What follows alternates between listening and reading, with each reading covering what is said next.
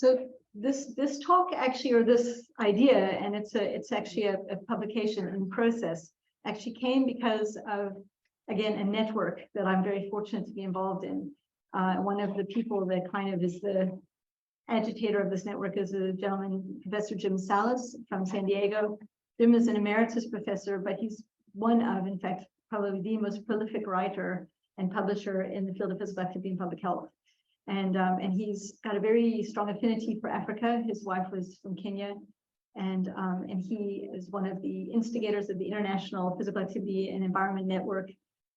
He has a web page where almost every instrument that we use to measure anything about physical activity or perceptions, school-based and what have you, Jim has been involved in its inception, and he makes them freely available on his web page. So he's really a very generous researcher. And he contacted us, a number of us, via email last year from Africa because of this New York Times article that was published. I think it was in April last year. I'm not sure.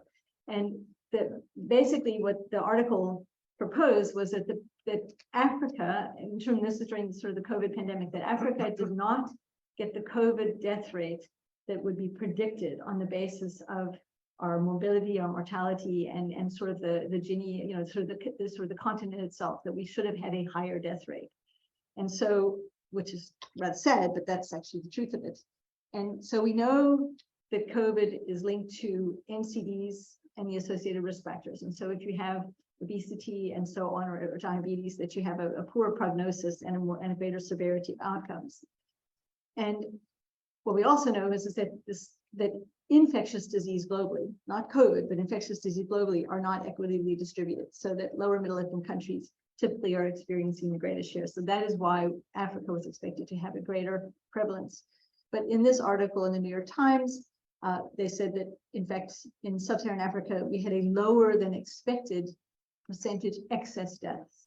So the percentage excess deaths during COVID were basically the deaths that were not accounted for. So we have a normal prevalence of excess death. And if you have more than expected, then that would, they attributed that directly or indirectly to COVID. So again, just to highlight, this is the odds for severe COVID. And then this is the odds for surviving, sort of non-surviving COVID. And you can see that you've got a much greater risk if you're hypertensive, diabetic, lung disease, or cardiovascular disease. And this is looking at this is mortality, this is morbidity, and this is mortality. And so again, these chronic diseases are, you know, massively increasing the risk of morbidity and mortality for COVID. And if you look at a country like South Africa, for example, and we look at our risk profile, in terms of overweight and obesity, you know, 2/3 of women are overweight or obese, and that is one of the factors which increases the risk. And there are studies now in South Africa linking both type 2 diabetes and obesity to the severity and mortality with COVID. And then hypertension, again, about almost 30% of adults, type 2 diabetes, we're looking at sort of a 10 to 12%, and chronic obstructive disease, with very, very higher than one might expect, on up to 20% in men. And so we have a risk profile, at least in South Africa, which would have predicted a pretty severe burden associated with COVID.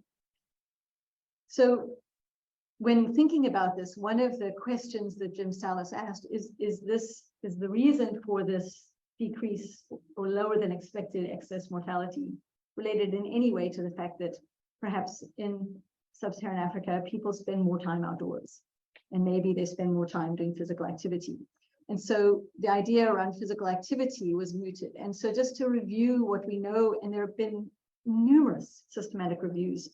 And so I tried to get one of the most recent ones to actually highlight what we know about physical activity and COVID mortality. And this particular set of studies comes from cohort studies, and these are from cross-sectional studies.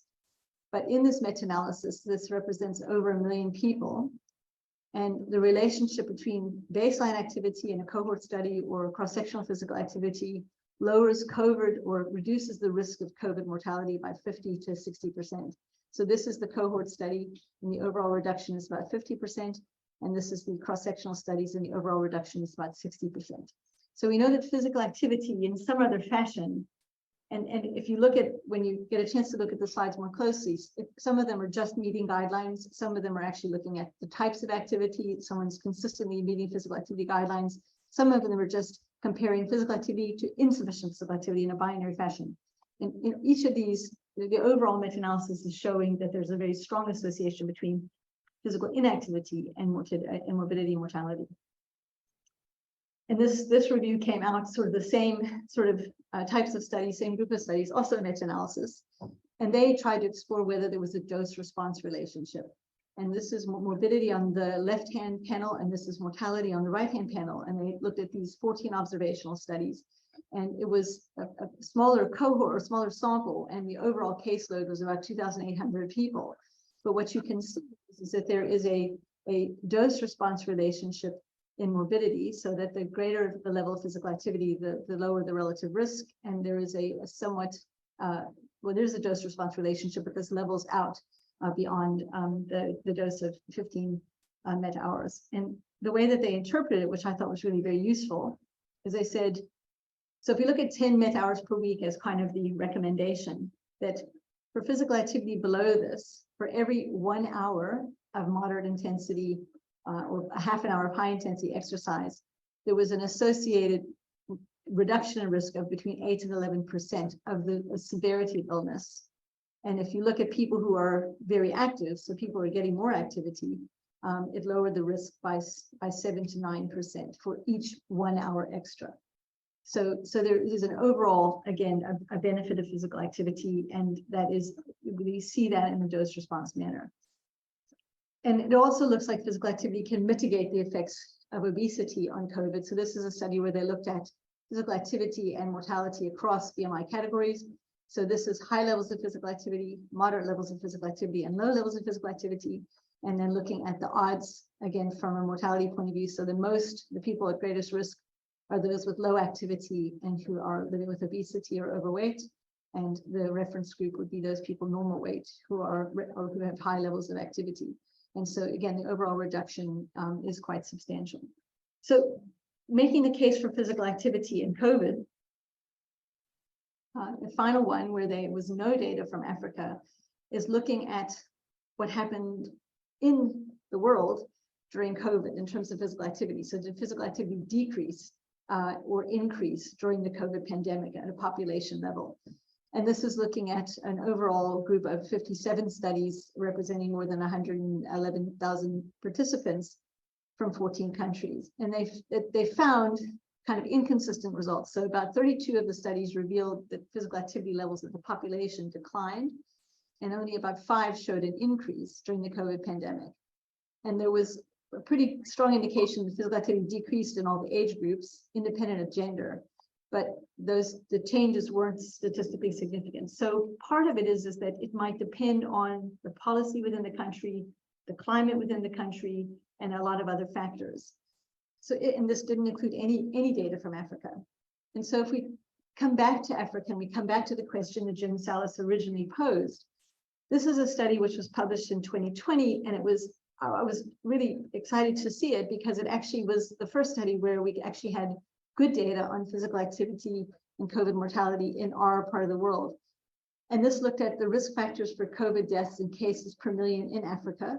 And you can see, for example, factors related to early immunization in children, the health services, for example, this is nursing and midwifery, and then looking at, this is health insurance coverage of service.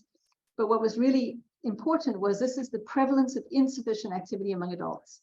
And there is a significant association with physical inactivity and risk for COVID mortality in Africa. And what's interesting is that effect actually is stronger than the effect. So this is the multivariate adjusted effect for obesity. So the impact of physical activity or inactivity was actually stronger than obesity in the continent thus far. And the last sort of thing to remember or to highlight, and I guess during now that sort of COVID restrictions are more relaxed, we may have forgotten where we came from. But I just want to highlight that one of the challenges, I mean, the first time we ever had a conversation with government around physical activity was during COVID. And it was because they wanted to restrict it. And so instead of promoting physical activity, we were having a conversation with government about not restricting it. And the difficulty that a country like South Africa and many countries in Africa have is that we have this overcrowding, we have informal dwellings. And so people, where we would recommend social distancing, it may be impossible. We had exercise allowed between 6 and 9 in the morning. Great time to be mugged. Great time when there's no lighting. Safety is not so great. Traffic problems. And so, again, there's this sort of lens of inequity around physical activity recommendations and so on. So when this question that Jim Salas raised, we then as a group, we decided to actually sort of publish a sort of commentary about possible explanations. So was the sort of lower excess death in sub-Saharan Africa because we have a younger age distribution? So maybe we don't have as old a population. Maybe we just don't test as much, and therefore we aren't picking up cases of COVID. And so when people are dying, we're not attributing it to COVID deaths. There's a lot of rural and undocumented deaths, for example. So the only way you would capture that is as percentage excess then, because you wouldn't have sort of a COVID diagnosis. Is it because we're a more physically active population? And certainly the World Health Organization would show that the continent of Africa is the most active continent. And is it because we spend more time outdoors? So now we get to time. So with my special studies module students and with Jenna, Amy, and thank you, Jade, get in the right order. We set out to try to answer this question using publicly available data. And I've never done this before with publicly available data. And the reason I was intrigued by it is because the data from Africa that I showed you on mortality was actually from publicly available data. So I thought, okay, well, that's interesting. Let's see what is available to explore. So basically, we actually set out to answer the question, does physical activity part explain the lower than expected mortality from COVID in the region of sub-Saharan Africa? So these are the data sources that we use. We use the Our World in Data database. And it's been purported that it brings together the most reliable and informative data on a particular topic. And it actually uses official government sources, research articles, and research institutes. The Worldometer is actually run by an international team of researchers and developers, and it actually gives real-time statistics, and it has been considered the best free reference website by the American Library Association, and then the World Health Organization Global Observatory. So the interesting thing about these data sources is that this is in real time. The Worldometer is happening in real time. It literally is counting cases and so on as we go.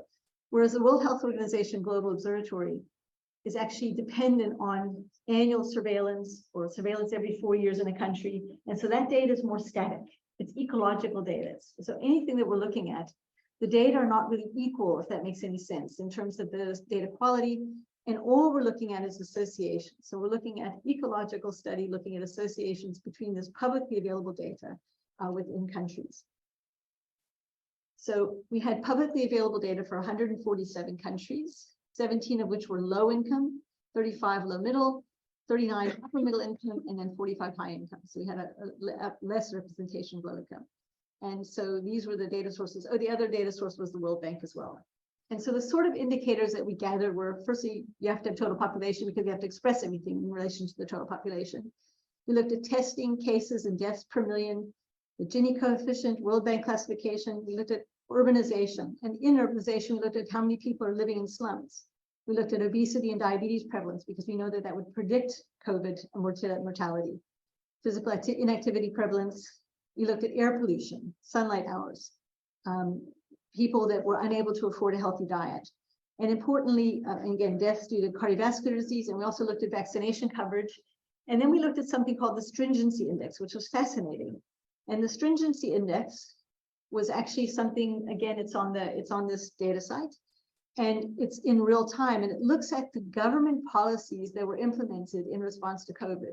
And you can literally get a time series of these policies. So it could be school and workplace closures, for example. And did a country actually implement a school and workplace closure? Was there cancellation of public events?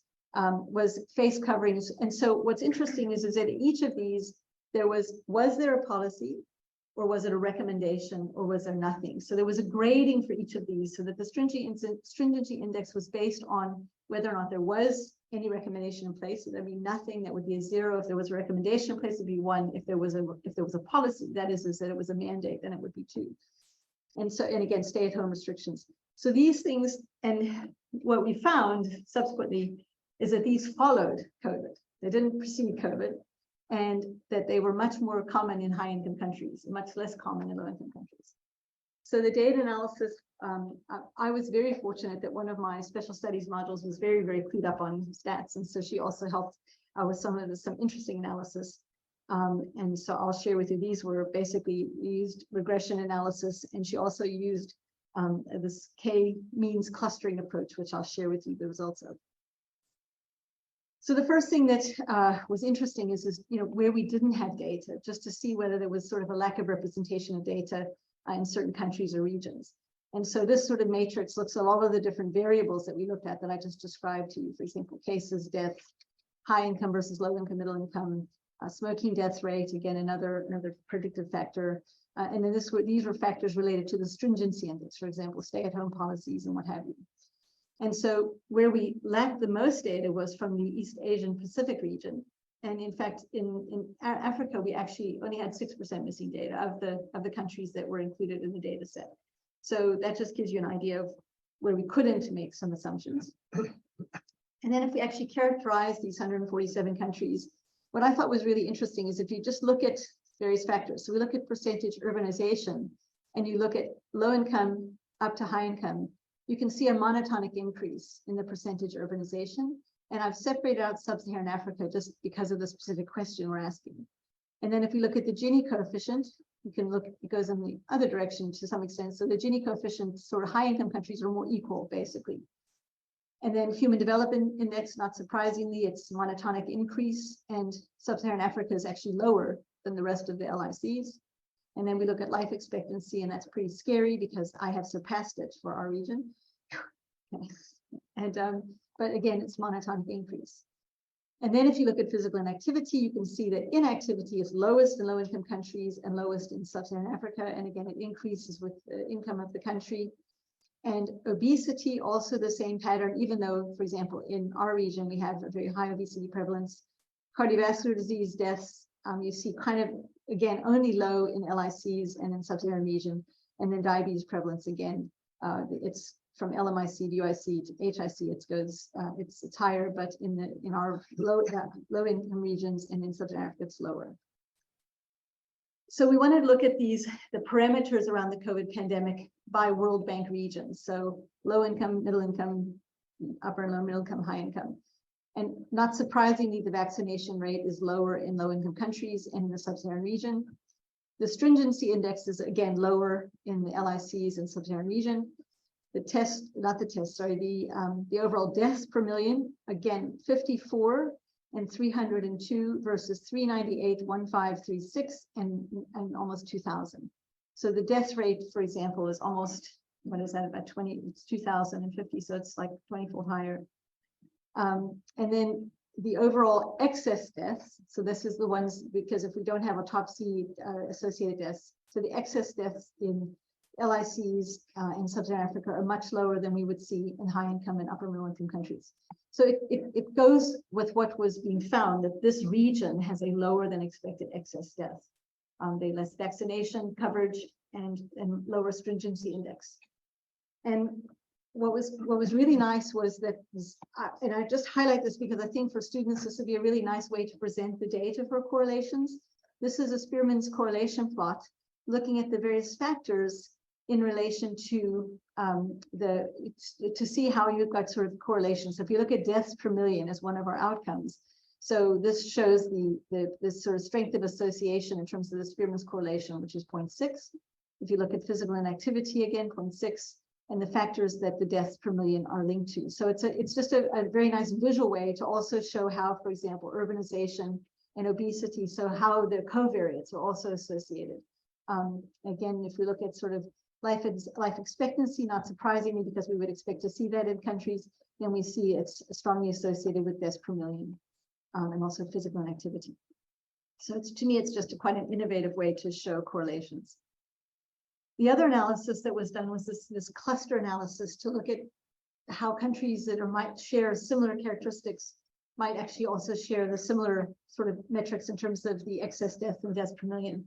And so if you look at the red cluster, for example, and we look at physical inactivity prevalence, it's 23%, whereas in the green cluster and in the blue cluster, it's 30 and 34%. So we see it, so this group is more active. This group also has a lower obesity prevalence, this red group.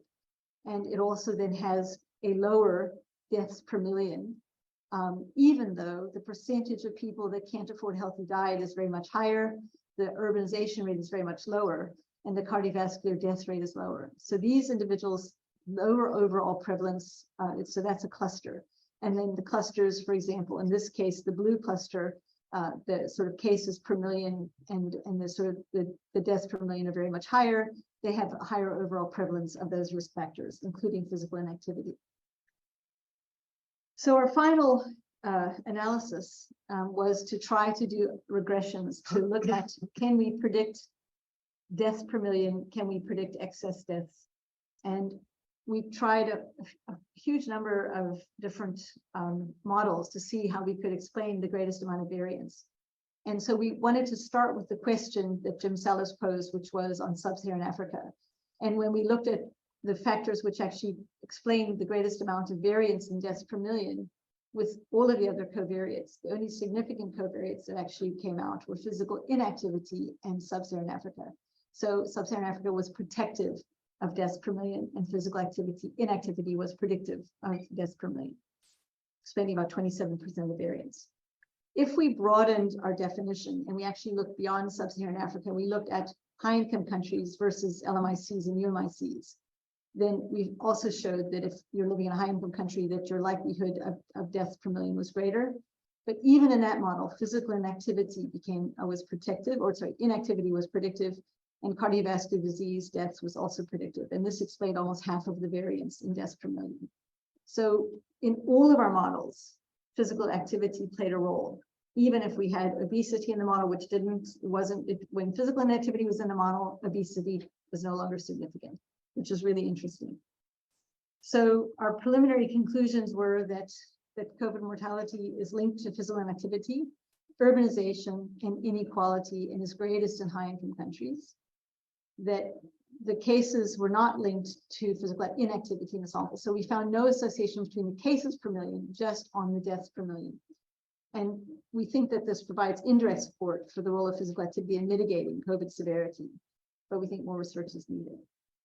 So a couple of researchers in this group have actually made really, really good use of data during COVID. I mean, Dale's group have done some phenomenal, interesting publications through surveys about people's behavior during COVID. And I think a lot of missed opportunities possibly that have happened. Amina Emran and Andrew and I were very fortunate. Amina published her honors project, and it was actually appeared in PubMed this week, and on looking at physical activity tolerance in people who have recently experienced COVID.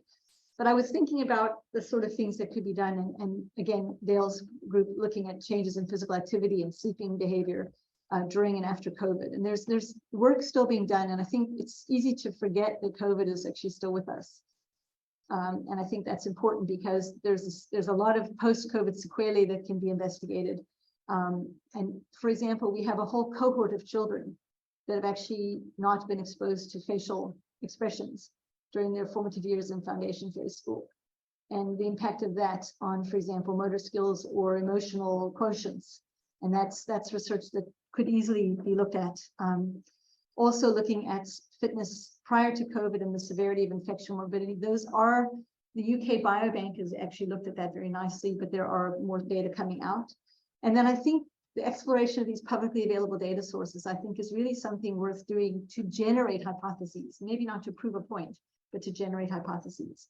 And then I think finally, this idea behind the mitigation strategies and kind of looking back at the mitigation strategies. And what we really found was that the stringency index literally was a reaction. It wasn't proactive, it was reactive. It was fascinating. And you can actually look at it in real time. And we haven't had a chance to explore the time series of this, but certainly the whether or not it actually prevented further infection is difficult because most of it was reactive. And then I think the last thing that for me was just absolutely critical was it literally was the first time that we had an opportunity to interact with the government. And we were asked to do so by the Medical Research Council. And we literally gave them a step-by-step recommendation about how to incorporate physical activity as lockdown became less restrictive.